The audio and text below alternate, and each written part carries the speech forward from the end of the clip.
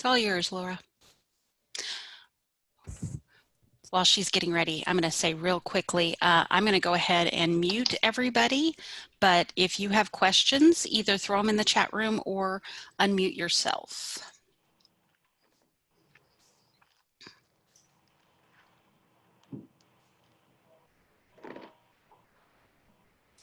All right.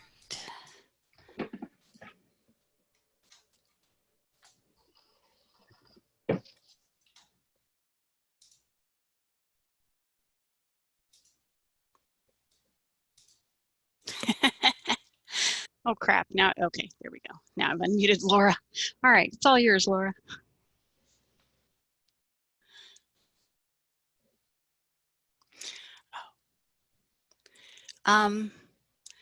See that display settings up top? If you switch that, then we'll see the slideshow and you'll see the presenter part.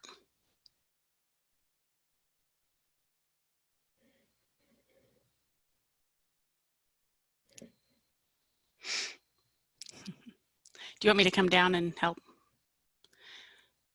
Also, we can't hear you. You're not muted, but I'm not hearing anything. So am I better now? Now we can hear you. All right. Yes, I'm better now. Sorry. That's All right. okay. So let me look at how to share one more time. I've got to make this smaller. You're going to have to show me because I've got it totally flopped.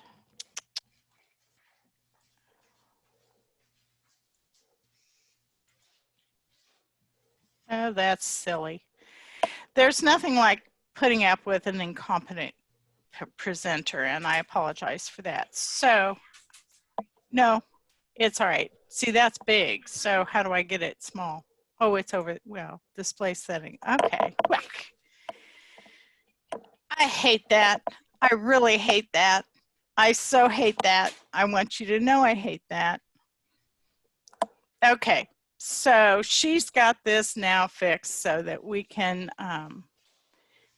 be seen and hopefully be heard. Let's just take off. I've got contact information there. We're going to do a little review first. I've looked at I think I've looked at everybody's budgets and I have not sent comments, which I will try to get. I have them in draft form and I'll try to get them fired out here after this session. The thing to remember about budgeting process, if we go back to what we talked about on the very first of the workshops at the end of April, you might go in and look at that again if you've now forgotten, since I had to make this later, and I appreciate that, by the way. I wanted to make sure that you remembered that your budget in its entirety is what you're doing and talking about with your trustees. And then you're transitioning and picking up the tax portion of that budget. And that's what you're talking to your city about. Because most often, and not always, but most often, the city doesn't really even want to know the rest of it. They only want to know how much you need in terms of tax dollars. Okay, so that first session that we did was your budget in its entirety. The second session we're going to do here is lifting that piece out and talking about how that shows up on their form, because it's not fair. You shouldn't have to understand their form. And believe me, I'm really not going to take you through the entire form because it's pretty big. But I do need you to understand where your piece sits in their budget and the impacts if it's not done right. So we've gone through January through April. Hopefully you've developed your budget information, and you're now in talks or maybe you've even completed your talks. I hope not. You're now in talks with your city. The Laura, sad, yes, I can't see. Did you know you're not sharing your screen? No. Okay, I didn't think so. Well, okay. You should just be able to hit the share screen and it'll pop up with the right thing. Well, all right. No, I didn't know. And the share screen thing is not here either. Show taskbar. Not that taskbar. Okay. All right. You know. Did you find it? No. Oh, okay. There's people. Okay. This is crazy, but this is technology in me.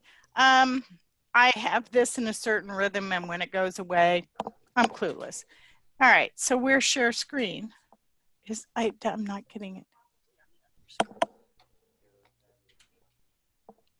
No. See, it wasn't just me. Ha. Ha ha. Well, let's make this smaller. Yeah, I finally found the people. All right. No. Let's start over. I think this is hilarious. I'm sorry. Do you want me to jump out of this? In the slideshow and start over? Yeah, let's do that. Okay. Okay. So. All right. Make that large.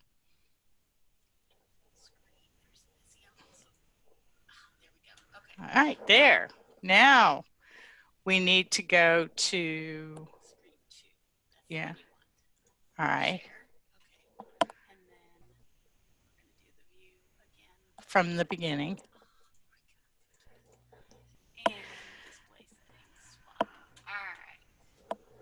Hey, it took two of us, so I don't feel bad. I'm good. Now we'll roll right through this.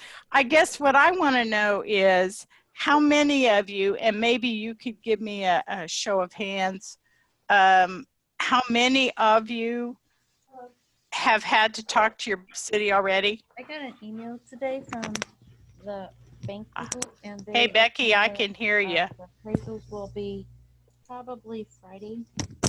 Okay.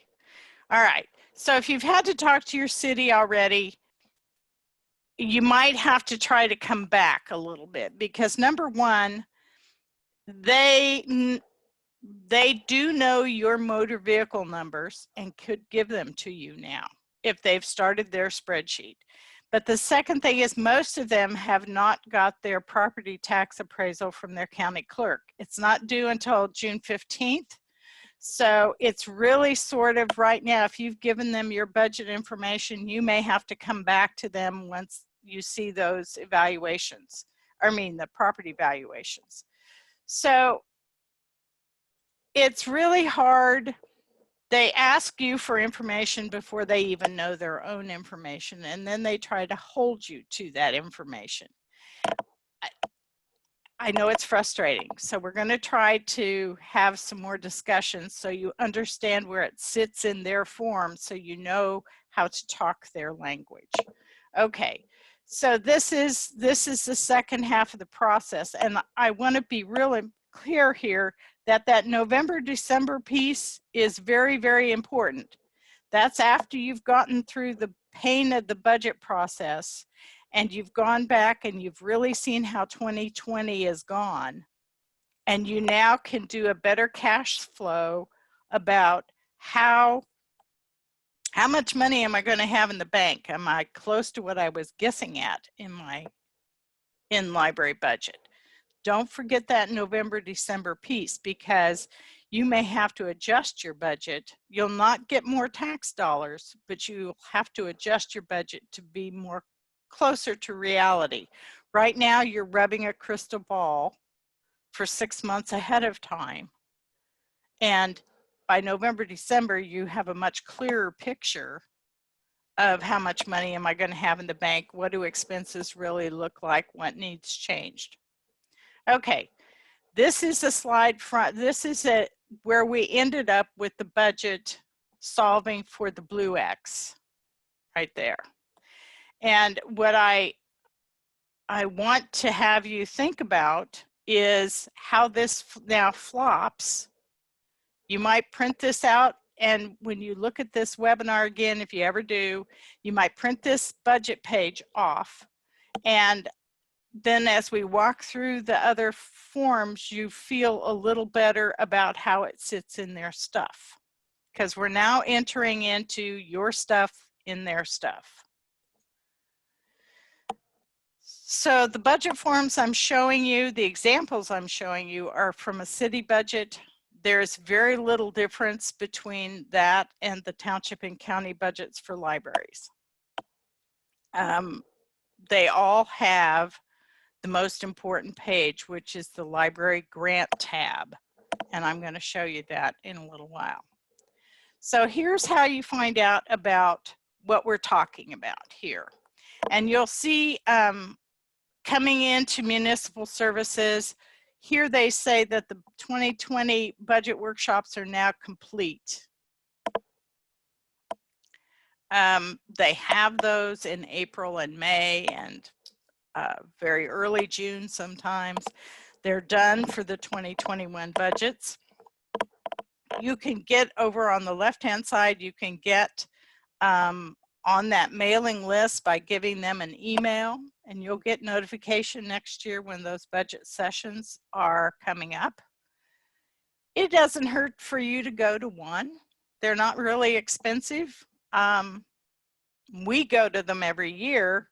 I think it's a good idea to go to this and hear what they're saying, but that's up to you. What we have here is currently the budget law has not changed. I don't know if you saw any of the conversation earlier in the legislative session. It looked like there might be some major changes to the tax law.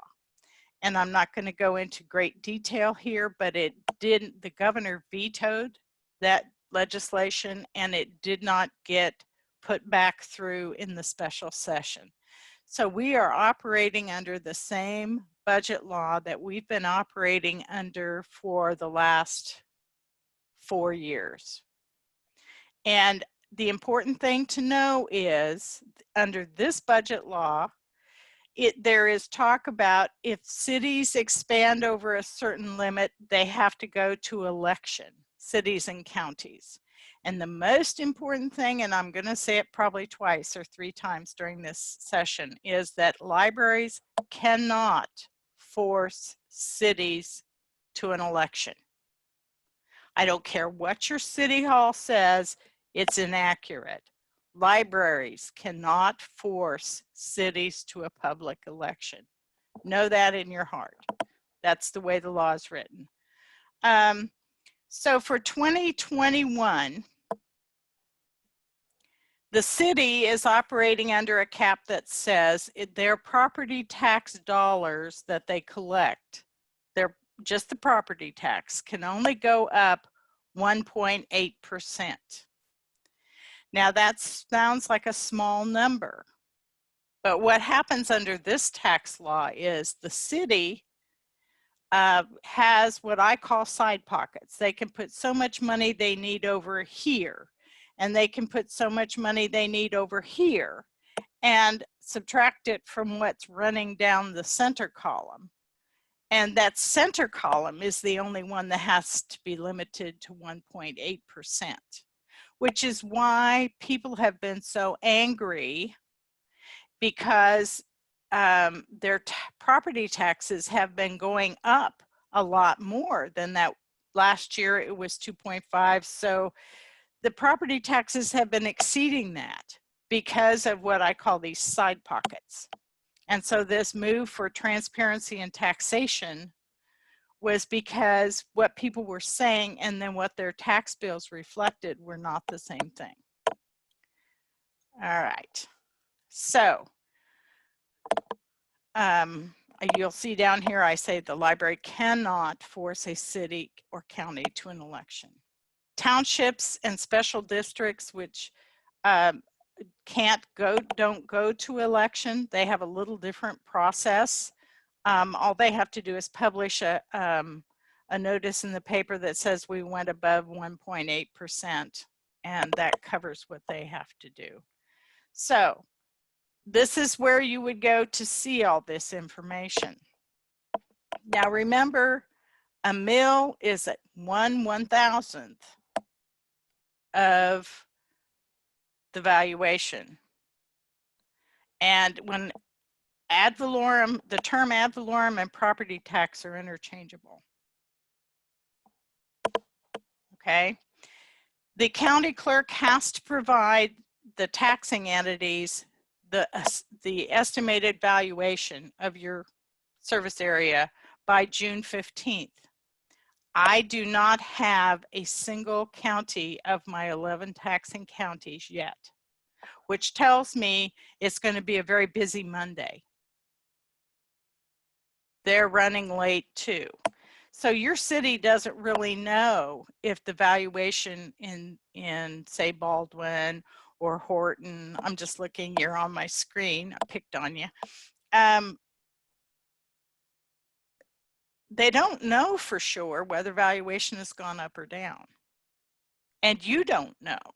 You've made an assumption probably based on last year's the final valuation as of November 1st. You're basing hopefully your budget on that final valuation. But it could be higher than that. It could be lower than that. You don't know yet. That's why it's kind of frustrating that your city insists that you give them your numbers so far ahead of time. I would probably try to start that dialogue with that city clerk or city manager and say, here's our estimate based on all our assumptions and guesses. And as soon as you can provide me a little more specific information, I can fine tune this very quickly. You know, start that dialogue, see if that can't be done. This is what a budget spreadsheet for a city looks like. You see all those tabs down at the bottom in this budget. It's in an Excel format, and it's just incredible. And I couldn't get it all on the page. There are about, oh, I'd say 10 more tabs that you can't see here. So yeah, it's complicated, and I'm not going to walk you through every single part of this because you don't need to know. That's what the city clerk gets paid for. But this is how this starts. Okay, I'm going to go back one time. If you look down at the bottom of those tabs, the third blue tab there says Comp 1. And that is this computation page, and I've chopped the relevant pieces for the library out of this. At the very top, it says, for the city, put down the total tax levy for the city, which includes you, in that very first line. Then the second line is a subtracted line, and it says the library levy in 2020 budget, and this is in terms of dollars. And so you come out of their budget computation at the very top, and then down at below here, you go back in at the very bottom of the page. And then number 30 is the total computed tax levy for the city with all its other entities back in it. If you have a park and rec department that is a separate special district, they'll come out too. There are more than one thing that comes out of the budget, but the library is definitive and is actually listed there to be extremely clear for your city that you cannot cause them to go to a public election if you increase your budget.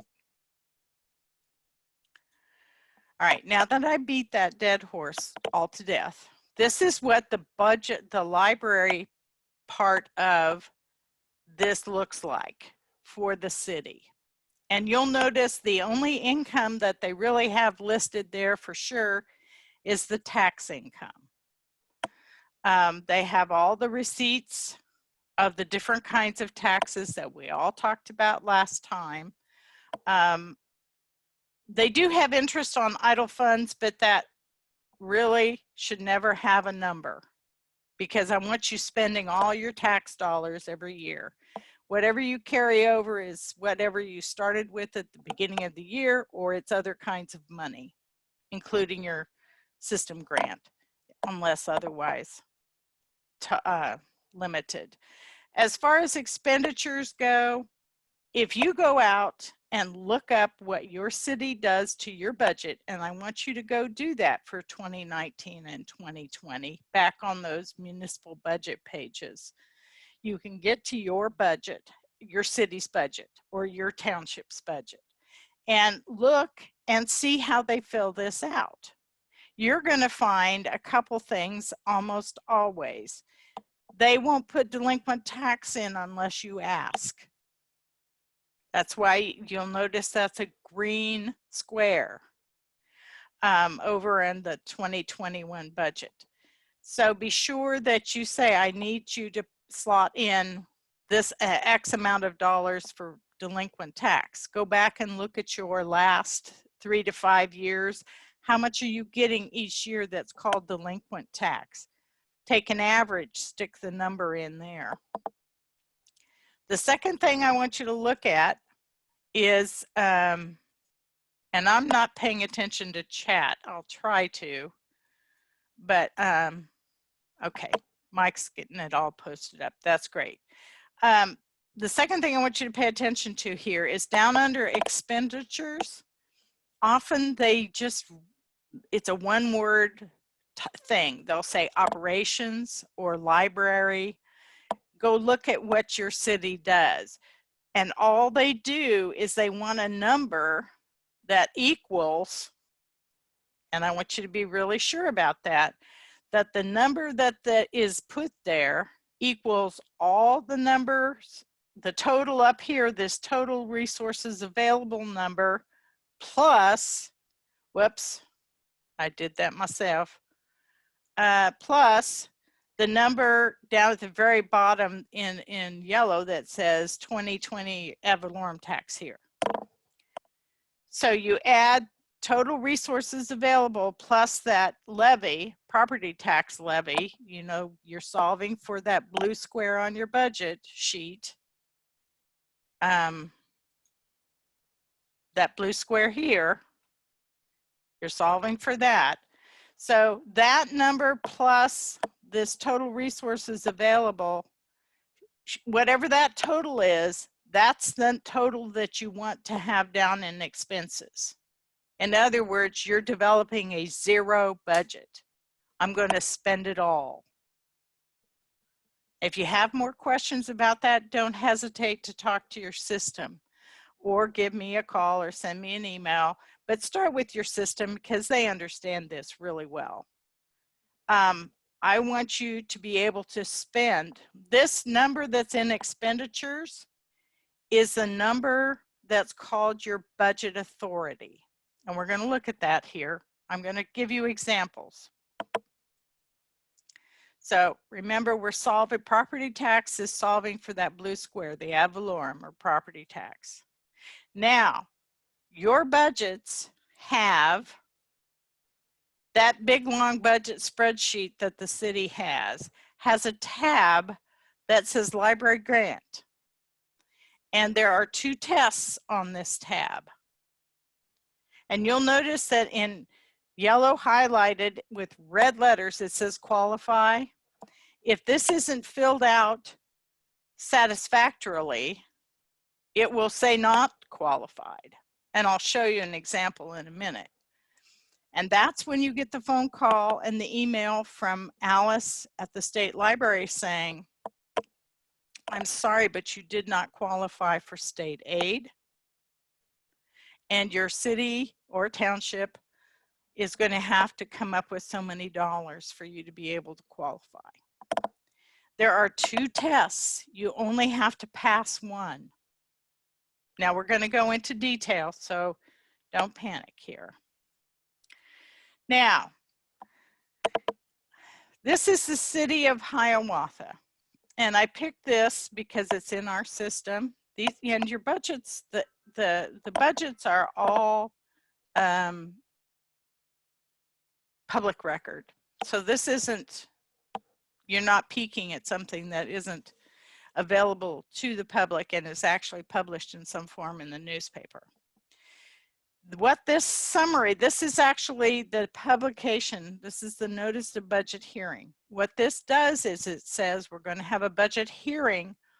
In their case, it was July 15th of 2019 for the 2020 budget.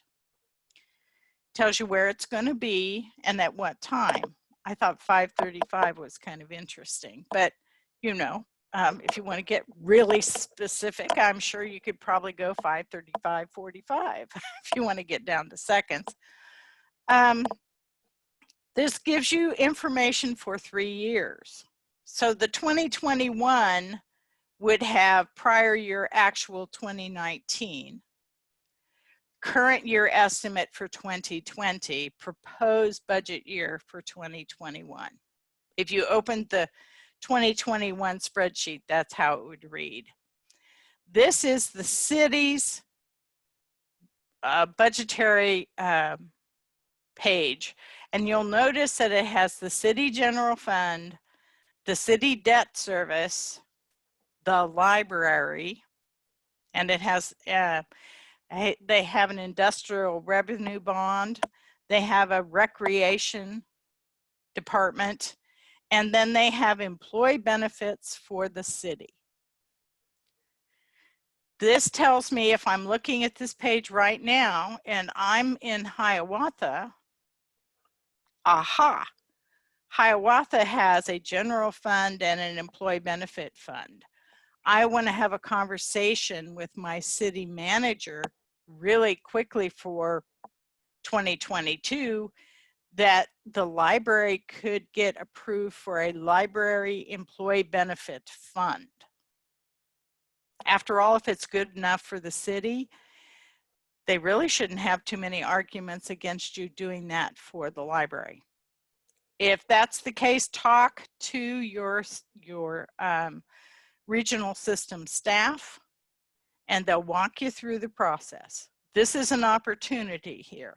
That's just me looking at this saying, well, if it's good enough for the city, I'm not, you know, they should be a fairly easy sell to do this for the library if it's packaged properly. Okay, now you'll notice that for the prior 2 years, it says expenditures and the tax rate, which is the mill rate. That's that 1,000th against the valuation. So if you're looking at this, what you know for the prior 2 years is the actual expenditure, the anticipated expenditures. Now, if we go over to the far right-hand column, the proposed year, it calls it budget authority for expenditure. And you can't, what that means is that the Hiawatha Library cannot spend more than $152,400 of all kinds of tax. That's not their ad valorem tax. That's ad valorem plus everything else. And if they were to receive more money than $152,400 in tax dollars, they have to hold the difference over for the next year. They can't spend it. Now, the next column over says that it's ad valorem tax, and that's the property tax that's being raised is $130,000, and the mill rate estimate, you'll notice it says estimate here, is 5.61, yeah, I'm on the right line, 5.614 mils, okay? So this is what goes in the newspaper, and that's all the information that everybody who really studies it can get out of the newspaper. It's pretty transparent. Kansas is very much ahead of the curve with this kind of information. So now, going back to that sheet What do they want to know about your revenue sources? I'm telling you, most of you only need to worry about tax dollars.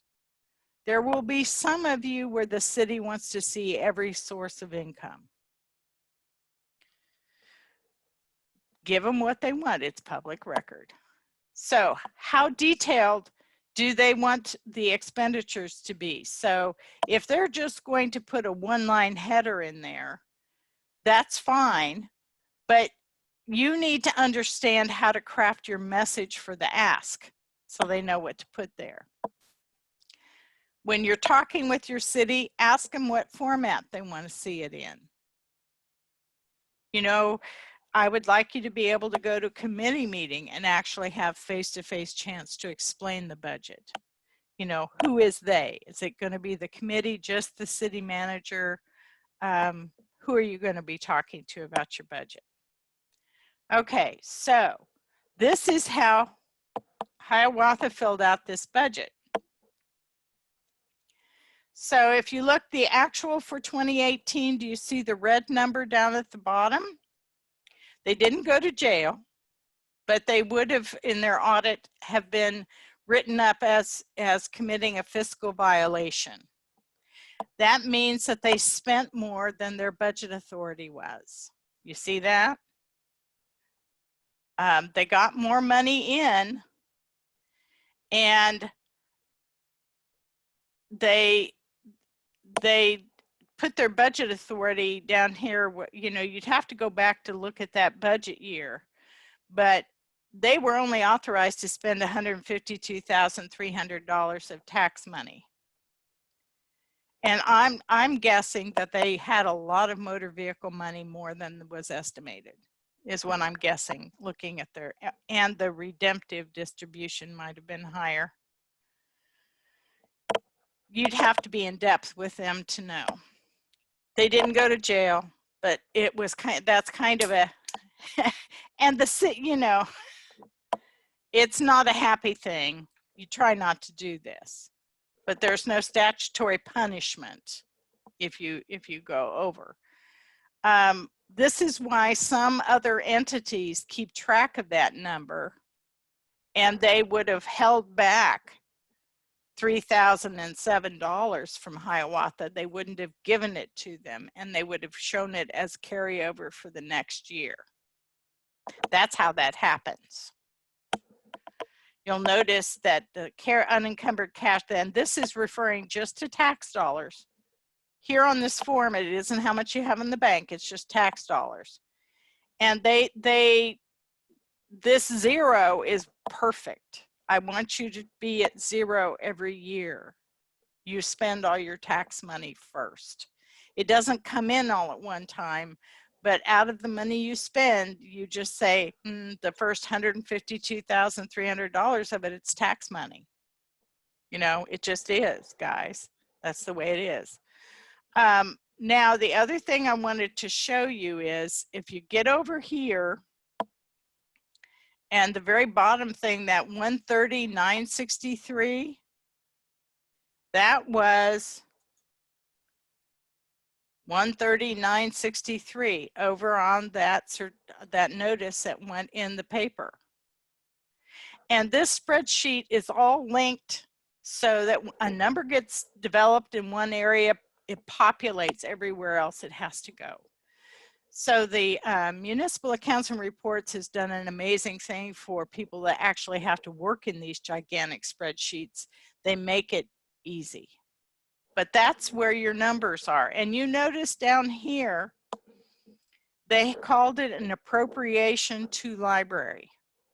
You went in and you talked to him about it was covering salaries and it was doing this and it was doing that. And they wrote down after you got done, appropriation to library. That doesn't mean you don't go in and tell a good story, but they're not going to usually break it out the way you do to tell them about it. Don't take it personally. Okay, now we talked about, this is the information for, that's on that spreadsheet for this library grant tab. And so your city really should be able to understand the importance of this tab, and I would always ask to see this in any draft before it gets approved, so that you and whoever works on that, the city clerk, city manager, can be sure that you just don't have a problem before it ever gets approved. It's easier to prevent the problem than to have to fix it later, because this is what happens. And this would have been something that had to be worked through. Basically, they did not pass either test. So the first test was, are your proposed dollars the same or, you know, $1 higher than the prior year? The answer is no. In red, it says this budget does not meet this test by $1,094. If it was $1,094 higher, that would say qualify. The bottom test is, did your property values decrease over the years? So is the value of the property for, in this case, 2020, estimated to be less than 2019? The answer is no. Valuation actually increased, not decreased. Then it was, did you hold your mill? If property values had gone down, but your mill levy rate had remained the same, you would have qualified under that second test. You might actually have had less money, but by holding the mill, even though property values went down, you're showing a good faith effort. And that would have said qualify. This was a phone call and an email and a conversation with the city. And so I would suggest that, you know, you try to head this off at the pass and see that this says qualify at least on one of those two tests. Okay. So one of the things after you get all that done, one of the things that you need to do is be able to, at the end of the year, very first part of the year, get an annual report put together. Be able to talk to your city about what you're doing well, what you're not able to do. Be excited about selling the library in many ways. You need to be processing this to talk to them all the time, constantly and continually. And so you might think of these as mini annual reports, and have you just go through this a little bit at a time and talk to them in positive ways. I like to look at these things where OCLC did these several years ago. You can still, those links were all good. I checked them, but put this in perspective. You know, it sits the library in how many, at the point in time this came up, libraries move a lot more materials than Amazon. Strange. That's nationwide. These are all nationwide statistics.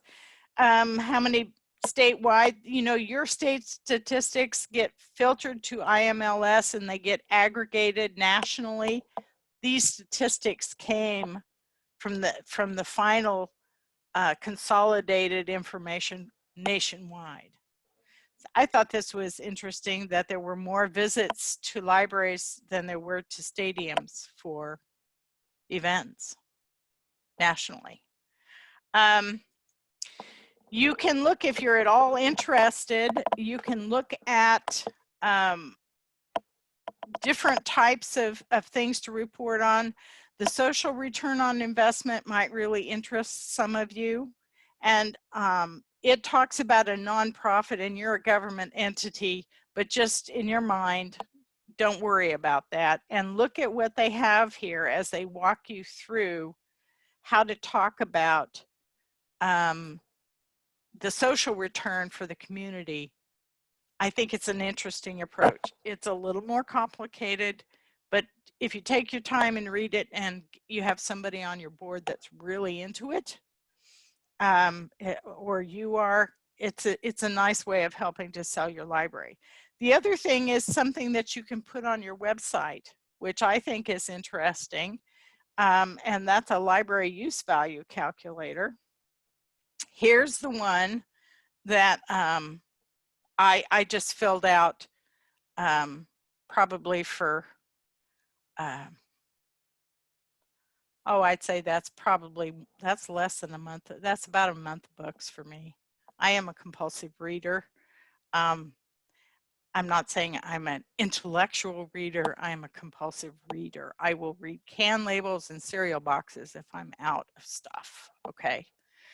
But so I'm looking at this and, you know, you can customize this to reflect you. If you can get people to fill this out, this might get them, what's their personal return on investment? Their tax dollars. What's the multiplier for them in a month or a week or whatever they want to do? It's just another way of having people put what they do in your library in a context that, in this case, hits their pocketbook. Okay? So you can come back and look at this setup here, because we're going to take these facts, which I know every last one of you do in some form or another in a librarian's report. How many card holders you have, how many books were circulated in the month. You might not, you know, the population of your community, you know what the tax support that you're asking for is, you know how many library hours you're open, you know how many times your computers were used. So if you take your facts and you convert that and you think, okay, now how am I going to tell this as a story? How am I going to phrase this so it resonates with people? Because that list of numbers puts a lot of people to sleep. It doesn't reach in and say, wow. And you want to really kind of grab people and have them give you more than a passing eye roll over the paperwork. So here's the story. The Reality Public Library saved taxpayers in 2018 $1,318,600. That was the value, the number of circs in 2018. And if you notice, that page said that the average price of a hardback book was $25. And you can find the average cost of books. School Library Journal posts that. We can give you, talk to your consultants, they can get you that information. But that's kind of, now that grabs your attention. Much more than saying, we circulated 52,544 materials. This number sets you up. So, current tax support for the library is so much per person. Take the amount of the tax that you're asking for, and you can do that either way. You can look at all the taxes, or you could just look at the property tax and divide it by the population, and that's how much it is per person. So if it really is kind of important, I do it just on your ad valorem. And then you're saying the property tax support you provide is so much per person. And then take that and translate that off into something else. You know, the cost of a movie ticket, the cost of dinner out, something. So if you go back and you can look at returns on investment, So that, you know, the average, you know, if you get people to fill out that calculator, sometimes you can come back with what's the average yearly use or the average monthly use of your library? What is the service they get from us?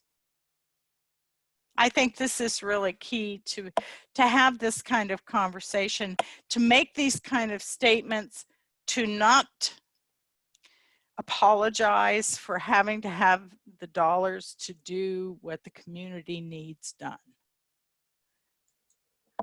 I thought this was very interesting when I read it.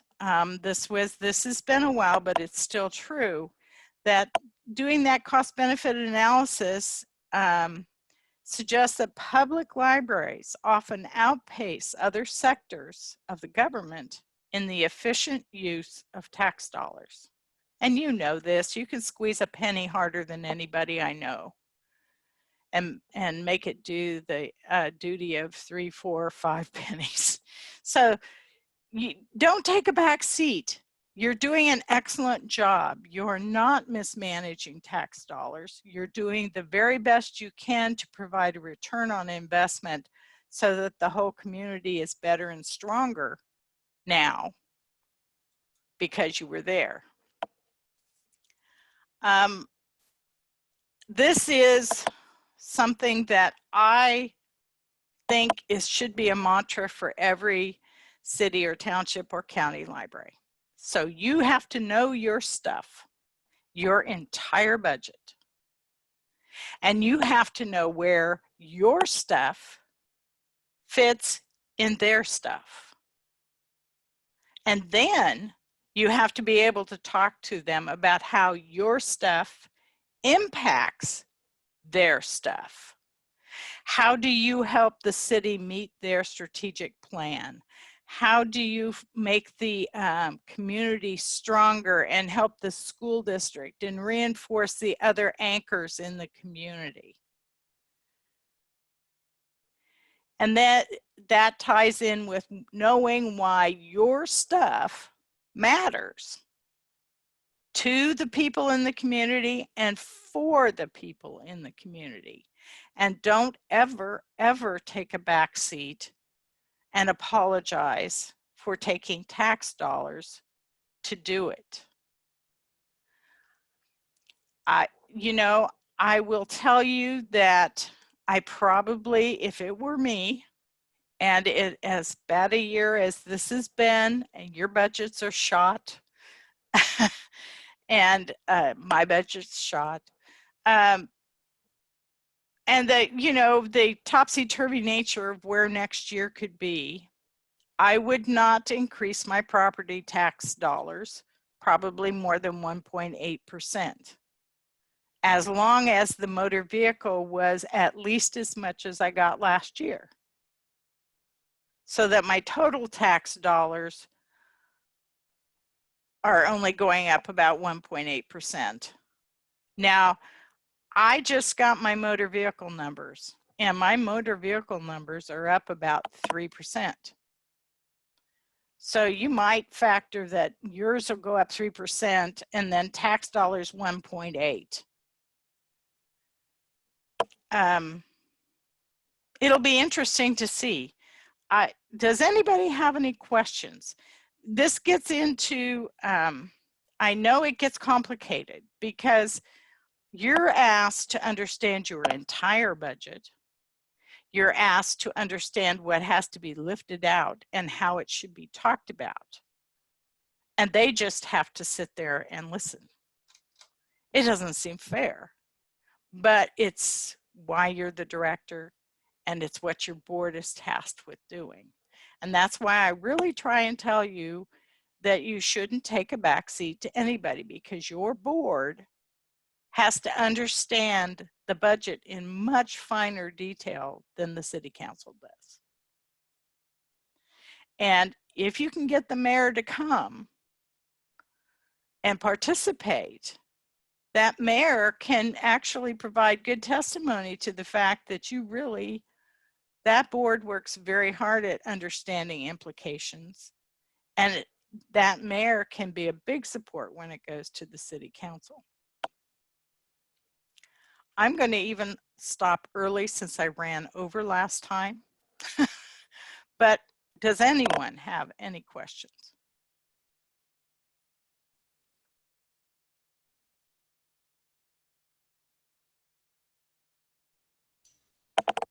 Remember, you can unmute yourself or you can type into the chat, either way.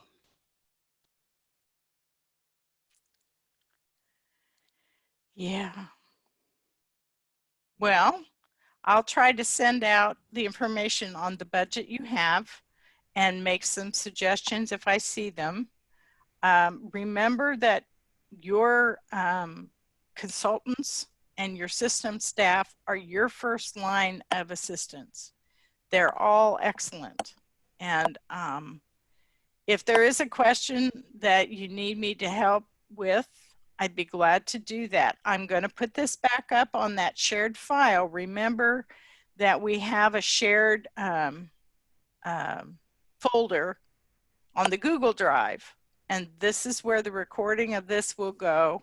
And I have the gap waiver and some real samples of simplified budgets, simplified treasurer's reports, itemized budgets to present to boards. They can all be much more complicated than they are. You have too many questions, huh? Uh-oh. Uh-oh. Well, just remember, I think I want to leave you with the idea that because you work so hard at this, you are experts on the library budget. And I don't want you to ever feel like as you go to your entity that you don't have the knowledge you need. And so we want to make you as strong as possible. We want your board to be as strong as possible. And we want the process to be very smooth and friendly on all sides. And that means you have to understand how your stuff sits in their stuff and what you can do to avoid problems. And let me end this at the very, very end by saying, do make sure that that library grant page says qualify on at least one test. And that's all I have for you.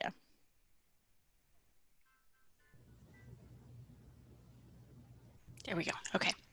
All right. Well, in the chat, I pointed out I will, when I send out a notification that these videos are up and ready to be viewed, I'll make sure that there's a link to the drive because they'll be there.